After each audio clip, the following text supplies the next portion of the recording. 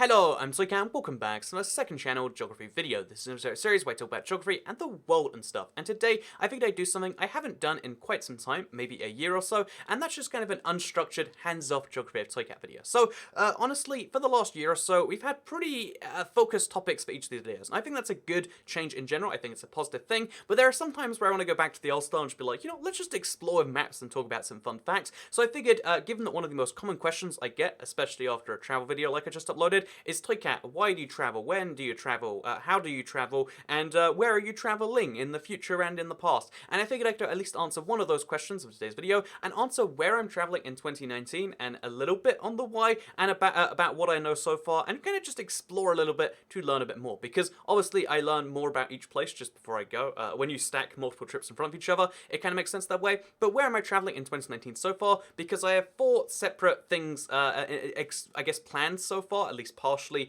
or fully. I've got 4 sets of flights booked, let's say, and let's explain what happened there. So also, first of all, the reason I have a lot of them booked, I booked 2 in the last week because there was, the whole Black Friday week thing. So I really want to clarify, this is key stuff. When it comes to traveling cheap, an airline sale is usually not a great thing. In fact, sales in general are usually BS, we all know that. But when, it's Black Friday and every airline has a sale, some of those sales are worthwhile. So I bought with Air China and with Air Canada, or with Swiss this past week. And yeah, just in case you're curious, there are some good deals every now and then, but make sure you actually evaluate on what a deal is to you, as opposed to just being like, wow, they say it's this amount, that seems... I mean, if they say it's low, I guess I'll buy it. Be careful on that. But yeah, where's the first place I'm traveling in 2019? California. So about 10 days into 2019, I'm going to be going to North California. I've been to the state before, but it was to LA and it was for a convention and it was like 4 days in, out. I saw a fair amount. I liked the city. I thought it was interesting. But my first night was in, it's called Skid Row, the biggest homeless population in, I believe, all of North America, maybe in the world. It's kind of a scary place, and my hotel was there, so I was like, okay, that's a weird first impression. LAX is a bit of a mess, but I'm going back again, and I'm going with a friend because we saw some... it was like 6 months ago, he just broke up with his girlfriend. I saw a mistake there, whereas basically for the same price as you usually pay for economy, it was like business with Delta to San Jose, and I was like, let's do this, man, and he's like, yeah, let's do it. And we haven't planned anything more, besides we'll be in San Jose/San Francisco for a few days, and then go somewhere else in California, so in case you're curious as to how well planned those things are going. But yeah, so San Francisco, let's talk about... Actually, first of all, California, one of the most interesting states. It's the biggest by population, and it's kind of the biggest as partially by accident is how I like to describe it. I can't go into all of that in detail, but I'll just mention, fun fact, there are 2 Californias. There was Baja California, and there used to be an Alta California, which meant like lower and upper. I'm simplifying a lot here, but basically, yeah, there used to be a low and a high California, but high California turned into California, and now it's like one of the biggest economic powerhouses in the world. If it was an independent country, it'd be either the 6th or the 8th biggest economy in the world, which is, that's kind of a big deal. So yeah, California is where a lot of stuff goes down, including San Francisco. So if you, again, if you're from America, maybe it's not the same way, but San Francisco is one of the most iconic cities, like, the trams going up and down the hills, I guess partly because of games like Sonic Adventure 2, but partly just because it's an iconic as heck city, but it's also one of the most densely populated places in the United States. So the United States is a huge country. They have 300 million people, but spread across such a huge area, but when it comes to certain areas, such as the North California, or the Bay Area as it's known, you get some of the most densely packed things, and when you have a crazy wealth per person, or at least a crazy economic output per person, and you have a tiny area bounded on 3 sides by water, I should mention, you get some of the highest property prices in the world, at least it's in the United States, but also in the world. It's always in like the top 10 or 20 in the world, and it's also some of the highest in the United States. It's crazy the prices you'll pay. If we go on a random street, it'll probably look like a rough looking house, and it'll be like, oh yeah, at least $1 million, yeah, like deep into the millions, or like it's kind of crazy basically. And yeah, this is San Francisco. I'm kind of excited to see the city a little bit because it looks like it's so small and like an easy walk across, but just to clarify, it is actually quite a huge thing. So just to measure the distance right here, it's 11 kilometers across. You don't walk that. There's something called the Bay Area Rapid Transit, the BART, if you will, and that's going to be a whole interesting thing. Also, it's got 3 airports, and none of the 3 airports are really convenient to it. There's Oakland Airport, which is across from this bridge right here, which everyone gets confused with the Golden Gate Bridge. There's the Golden Gate Bridge, which I believe leads to San Francisco Airport. I could be wrong on that. But yeah, there's a famous bridge right here. There's that island that's famous, Alcatraz, for having all those prisoners or something, and also a Call of Duty Zombies map, which way more important in my opinion. I know it's it's a super interesting city. I'm gonna learn more about it with the coming weeks. I'm sure this is the first place on my okay, I've got to work out what's done in San Francisco. Again, it's gonna be early 2019. Oh, and I know because it's so far Western America, West Coast America is very different to the East Coast as it is, but there's a lot more Chinese influence, for instance, and Asians in general, because again, think about it, it makes, Europeans end up on the East Coast in general, less so of modern air travel, but Asians end up in cities like Vancouver in Canada. I don't know why Canada's name escaped me. British Columbia, let's call it. And also in cities like San Francisco, there is a huge Asian population, which again, I want to clarify that's a good thing, or at least a neutral thing.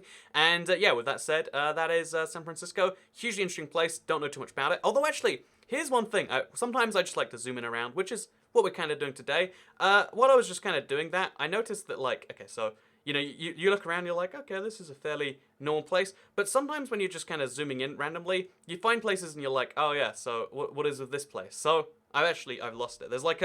There's a slalom street that's just really famous, and every now and then, if you look at one of these landmarks, they're super awful. So if we go to the Painted Ladies, I'm sure you haven't ever seen the Painted Ladies before. I've never heard of it till just now. Maybe it is famous. Well, this is definitely not famous. Oh, they're Victorian houses, roughly. I mean, they're meant to be. Oh, look, that's what my house looks like on the outside, just not wood and all American looking-y. But yeah, the streets are iconic. There's a lot of other things that are just occasionally iconic. But most points of interest on Google, like the William Westfield house, it's no one knows that. Even people who probably live near it are oh yeah, that's a thing that is vaguely interesting, I guess. So yeah, with that said, a whole bunch of interesting things. Look at this. Look at all of San Francisco. But that's where I'm going first. Probably also head down the Californian coast. My friend's he's a driver. He really wants to rent a car and it's meant to be a famous route. You can also take the train, but it takes longer to take the train than to drive. I don't know how many big cities around the world are that slow. I know they're building a high-speed rail, but it's absurdly expensive, and it's a whole thing. Basically, yeah, California is a weird separation from the rest of the US in terms of culture, economics, and a whole lot of other things. And it's interesting to me to kind of see that, and also interesting that despite all of that, their trains still suck. Worse than driving. How is that possible? Cars go at a max of, 70 miles an hour in America? 60?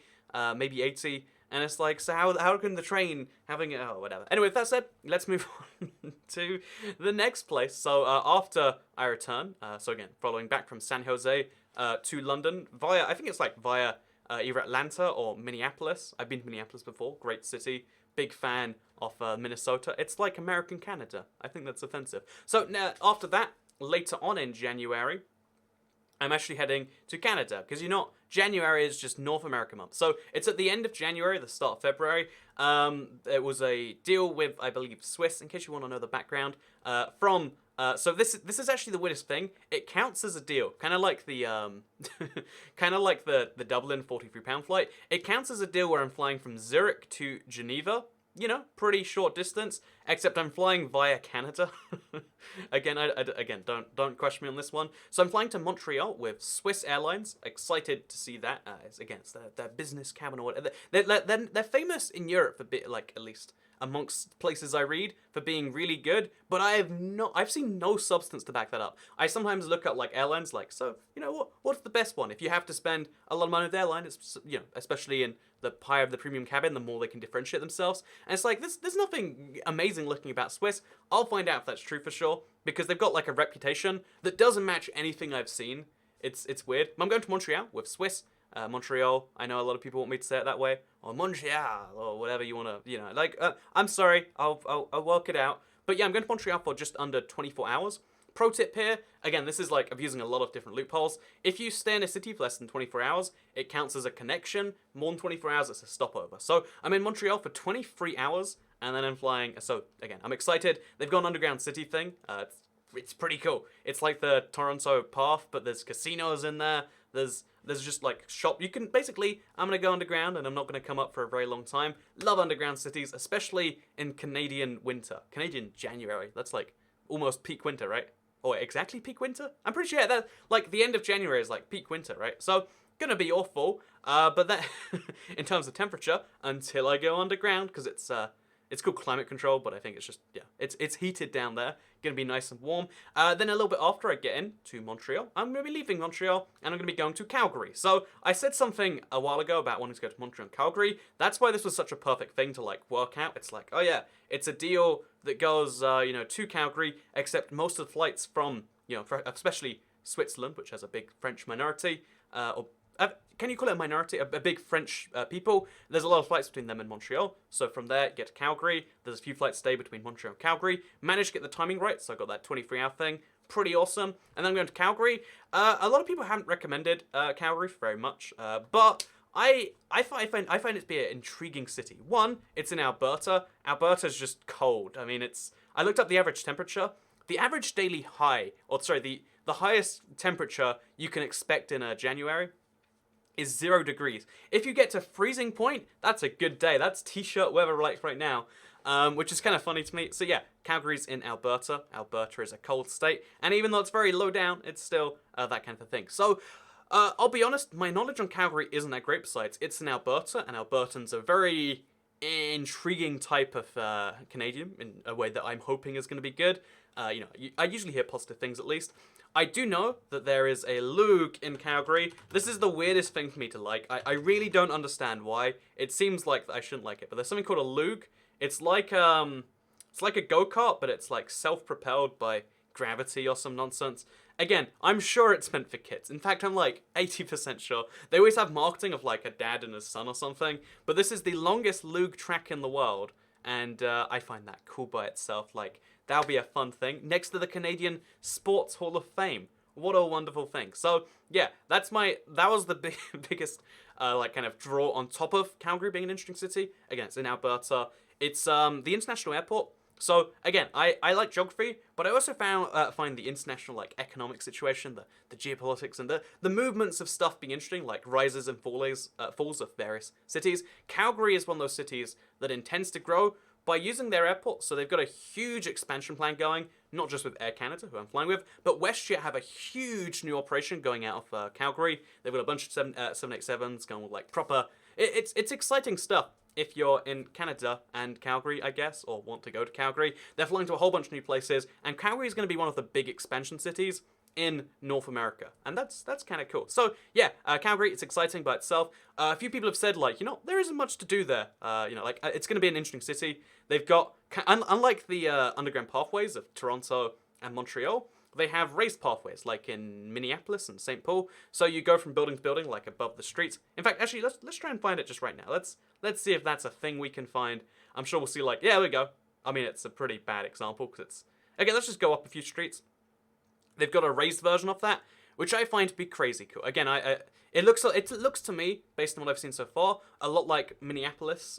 Minneapolis. I get Minnesota and Minneapolis mixed up, and that sounds amazing. Minneapolis is one of the most intriguing, and I know it's where I like feel happy. Cold places, being kind of warm or being maybe people are better. Maybe there's something about that, but I like cold places. I like this weird skyway concept. I like the look. I like everything I've learned about Calgary so far is great. Also, it's super near to Banff, which is like on the list of like great national parks that you can ski somewhere near it. Which maybe that'll be a thing if I've worked out how to, the whole so if you don't know, I was robbed. I lost all my ski equipment, and it's like, I don't know if I can bring myself to do it, but maybe I will. Who knows for sure. Also, on the way to Banff, because it's like a one-road thing, most of Canada is kind of poorly connected at this point. There's somewhere called Dead Man's Flats, which, I mean, nice, friendly name for a place. Yeah, excited for Calgary. Pretty darn excited. That's the second thing I'm doing. This is a long video, apparently. Yeah, second channel, don't care, am I right? So, after the Canada trip, which is going to be for the end of January into February, I'm going to be going to Japan, or Nihon, in March. So I currently believe this is going to be a trip. It's kind of like this is the longest I've ever been outside of the UK in my life ever. So the intention is to go for 3 weeks. That's what it's 20 days or something like that. But the intention is 20 days. I'm going to Tokyo with Japan Airlines. and it's after I've gained the status for the year, so I'm not even. It's something where it's just like whatever. Okay, they've got one of the best premium economy seats in the sky or something, so sounds kind of exciting. Got a good deal just because when it comes to Japan, there are 2 seasons that everything just goes wildly expensive. Summer, because everyone wants to go to Japan during their break, and also during cherry blossom season. Prices go sky high because all over Asia and the world, people want to go to this place. So I got a reasonably priced flight from Europe to Tokyo and back, which is about 3 weeks apart. And I'm excited to go to Japan as like a, like I want to try to properly express myself here, but I'm excited to properly see everything in a country. Because some people are like, oh, if you only spend 2 days in somewhere, you don't get it. Or if you only spend 3 days, you don't get somewhere. If you spend a week somewhere, it's not, really a whole thing. And it's like, okay, then what's the time limit? Let's spend 3 weeks in Japan. Let's see a proper, breadth of the country. Because I want to see Sapporo. It's the northern on Hokkaido. The northern island, everything's a bit different to regular Japan. I'm going to be going to Okinawa. Did I say that right? But I'm going to be going to Okinawa, the islands that are closer to China than they are to the mainland Japan, or closer to Taiwan than Tokyo, or closer to Seoul than, Tokyo. Basically faraway parts of Japan that are crazy hot tropical islands. It's like Hawaii, but Japan, Exciting stuff. And Sapporo is like a cold, wintry version of Japan. As someone who likes cold, wintry places, I think that's going to be kind of cool. And yeah, it's going to be going just into what is meant to be the cherry blossom season, so sounds kind of exciting. And yeah, one of those weeks is going to be spent making videos, maybe including these ones, or who even knows, just to kind of see, one of the things I kind of regret about, because I spend a lot of time on YouTube and all these other things, is if I technically do something that's a very portable job, if we want to call it a job. It's fine if you don't. But it's okay, if it's so portable, why don't I just, put it somewhere else? I love traveling, why don't I travel and do my thing? So I'm going to be spending a week in Kyoto, probably, or 5 days, or 6 days. I'm going to spend one of those weeks working and then enjoying some Japanese stuff in the meantime. Because one of my favorite things about Japan, I stayed in, it's called, a guest house, I believe. It seemed like such a corny thing to do that you see in TV shows, but it was surprisingly cool. I really, really liked the atmosphere, the cool thing. Because Kyoto, because it got, so fun fact, Kyoto was pretty heavily firebombed during the war. So when they rebuilt it at some point, and they used the grid system, but it's the cutest grid system in the world. When you see a grid system, most places, it's soulless. New York kills me. I like New York, but it kills me. A lot of cities with grids are just killer. Milton Keynes in the UK. It's sad, to some extent. I like the Milton Keynes grid system. But, there's common criticisms. But in Japan, in Kyoto, it's single lane, maybe that's why. But just walking around this, every night, every day. I went with Jeremy last time, if you know him. It was just a delight. It is, there are some trunk roads in there. But every one of these little grid things, they all have just things going on, oh yeah, there's a little convenience store in that corner. There's parking, and of course there's vending machines in all the corners too. It's cute, it's tiny, and it's, I don't know why, but I just loved the grid system in Kyoto. It made walking anywhere a delight. Really easy to do, because you were 5 grids that way, 5 grids that way. And yeah, most of Japan is not grid based, but Kyoto is. Also, because I was only in Japan for 5 days this year, there was so much I was I wanted to see that, and the goal was to miss all that. I was in Tokyo for less than 24 hours, I think. So I was oh my god, the world's largest city, how do you even approach that in 24 hours? I guess the answer is kind of didn't, right? But yeah, so I actually stayed in a bit of Tokyo with grids. It wasn't quite as nice, but in case you're curious as to where the video was set, it was somewhere along here, I want to say. This isn't the exact street, but again, you can see it's not quite the same. It's a big city feel of a similar thing. I liked it a lot. Even though it was kind of a grid thing, and it was less of a grid. But anyway, fun facts about Japan. They're really, really well connected, and it's I want to talk about Japan a whole bunch.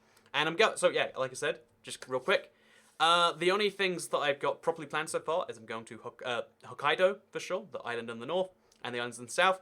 The route between Tokyo and Sapporo, it's going to be connected by trains, or kind of is right now, but it takes 8 hours. It's going to be improved in the future. It's one of the things that made the Shinkansen kind of go bust and private eventually. Again, whole story on that. But the route between Tokyo and Sapporo, it's an air route, and it's a fascinating air route because it's the second busiest in the world.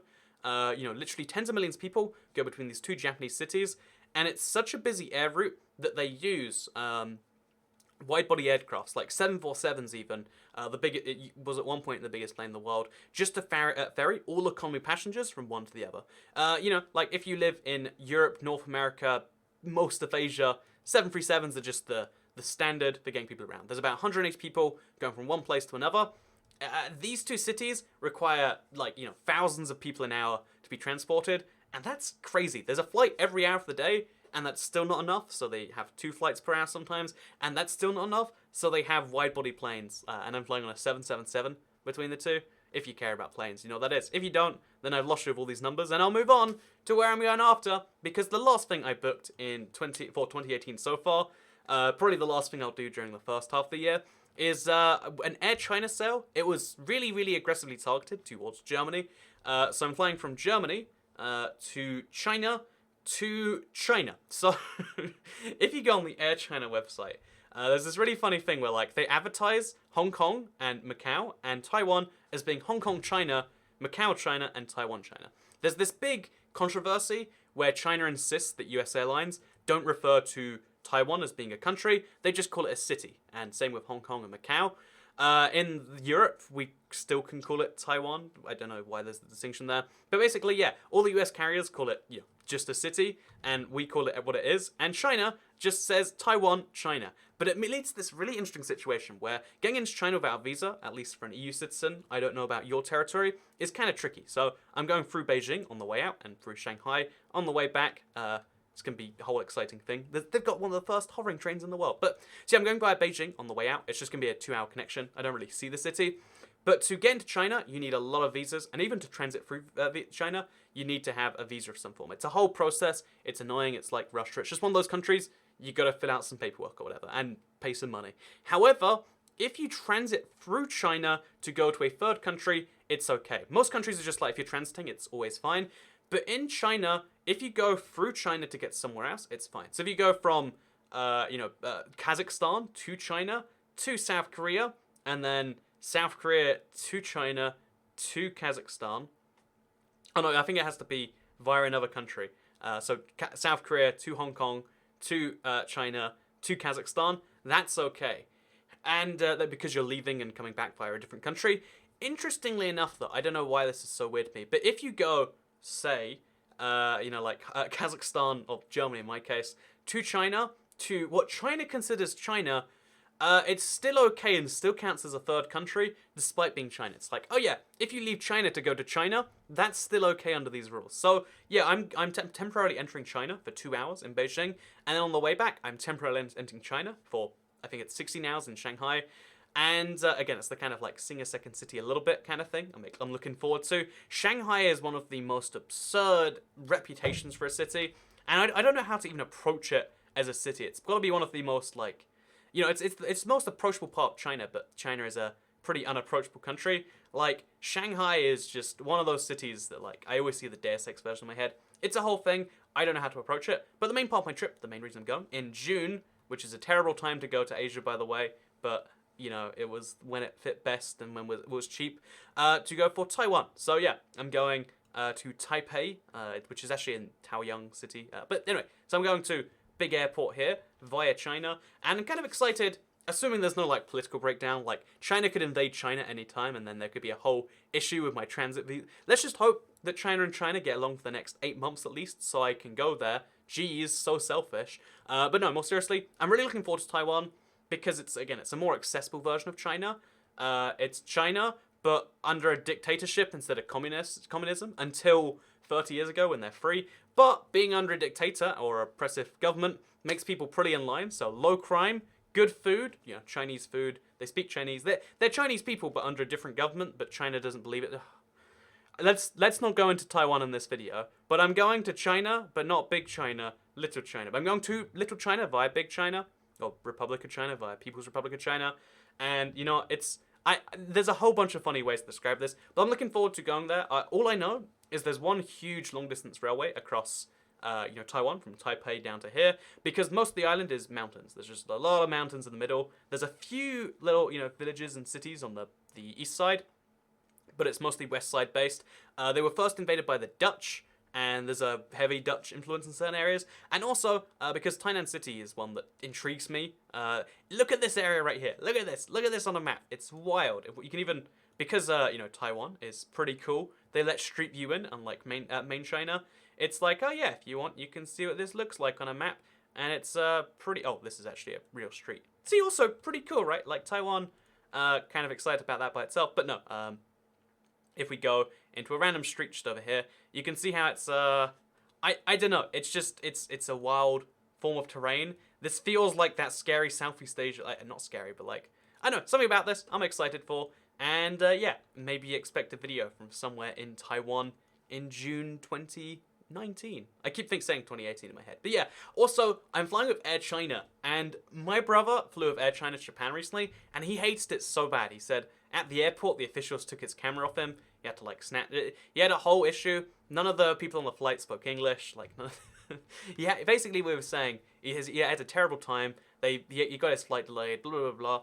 And I figured, you know, let's double down. Let's fly Air China from China to China with the whole own thing. Let's see if it's good. And yeah, also, I'm flying what I believe is their newest plane. It hasn't come in service yet, but it will just for a flight. It's an A350.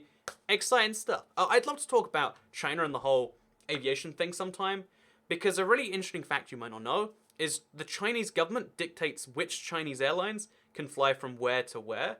So that's weird enough by itself. And it usually dictates that only one Chinese airline can have a route. There's a few exceptions, but like, you know, if most Chinese airlines fly from lots of cities, unlike other places, and it means that there's a lot of weird things, but like, oh yeah, well, all the routes from Beijing to Los Angeles, you know, that's already been taken. Shanghai to Los Angeles already been taken. So there's a lot of like third and fourth and fifth tier cities like Chengdu and Jian that now are also, by the way, have flights to major destinations just because they couldn't work them out otherwise. And it's horrifically inefficient for an airline to be popular worldwide, but it's kind of interesting in my opinion. So yeah, China, interesting country airline-wise. My first time going through China.